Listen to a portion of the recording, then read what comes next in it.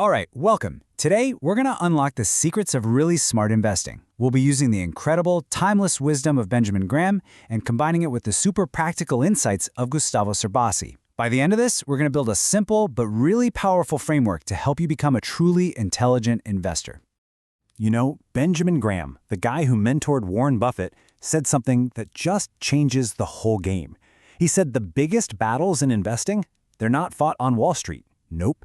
They're fought right inside our own heads.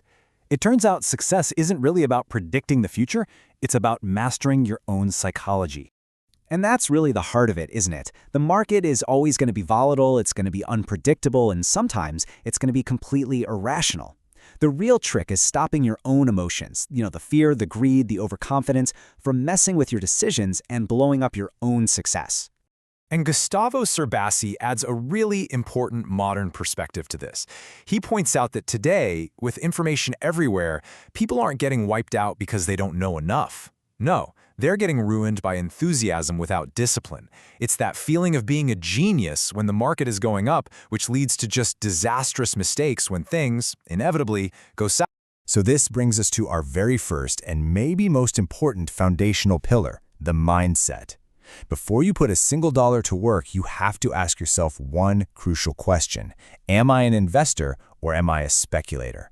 Because let me tell you, the answer changes absolutely everything. So let's really break this down, okay? Investing is about owning a piece of an actual business. Your goal is to multiply your wealth, to let your money make more money over the long haul. It's all about analysis and discipline.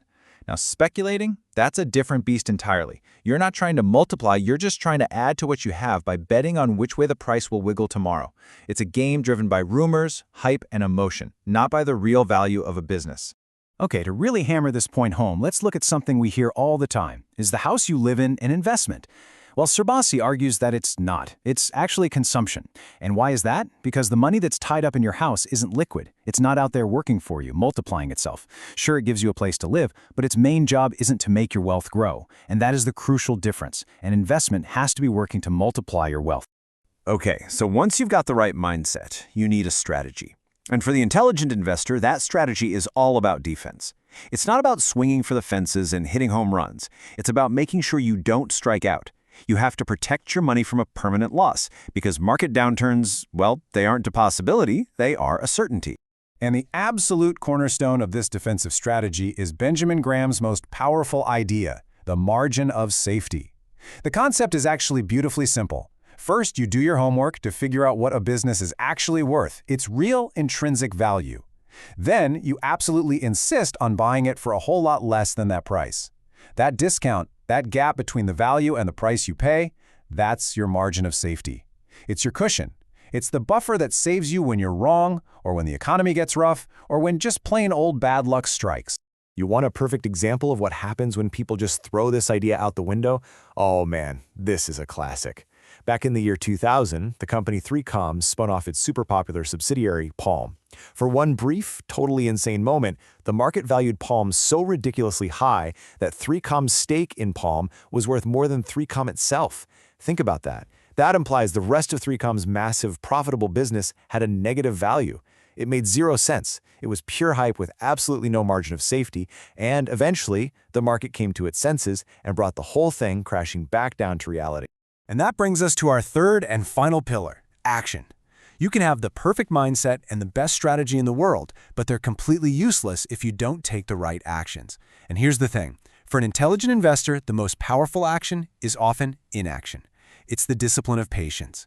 You see, patience is the secret ingredient that unlocks the single greatest force in all of finance. Cerbasi has this fantastic analogy. Think of investing like you're planting money trees. At first, your contributions are just tiny seeds, and the growth is so slow it's almost discouraging. But over time, those first little trees start dropping their own seeds. Your earnings start making their own earnings. And after a few decades, you don't just have a couple of trees, you have a whole forest. The growth becomes explosive.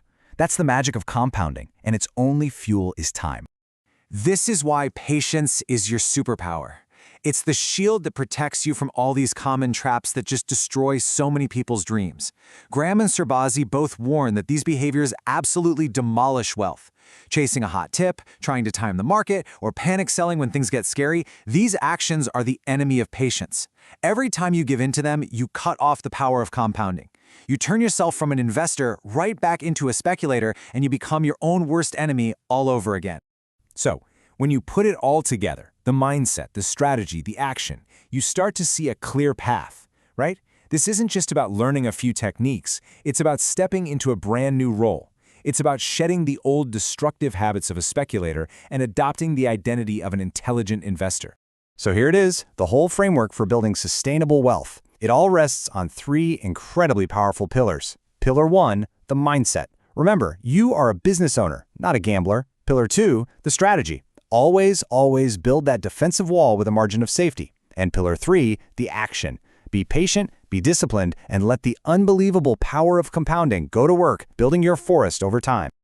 So, we'll leave you with this final thought. Knowing all this is one thing, but actually doing something is what counts.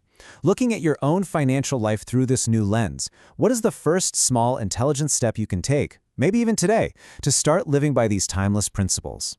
The journey starts right now.